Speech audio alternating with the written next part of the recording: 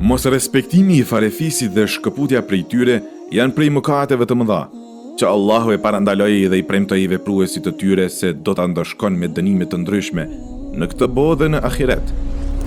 Thot Allahu Azza wa Jall: sa për ata që shkelin beslidhjen me Allahun, pasi janë zotuar për atë, e që këpusin lidhjet që ka urdhëruar Allahu të ruhen dhe bëjnë çrregullime në tokë, mbi ta rëndon mallkimi dhe përfundimi i keq.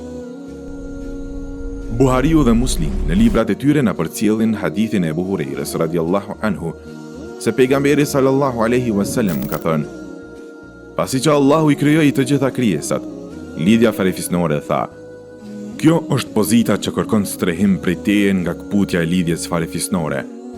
Allahu Azza wa Jall tha: po, a nuk dëshiron që të mbaj lidhje me atë që mban lidhje me ty dhe të ndërpres me atë që ndërpret me ty? Ajo tha: po, si jo, Zoti im. Tha Allahu Azza wa Jall: ajo është për ty.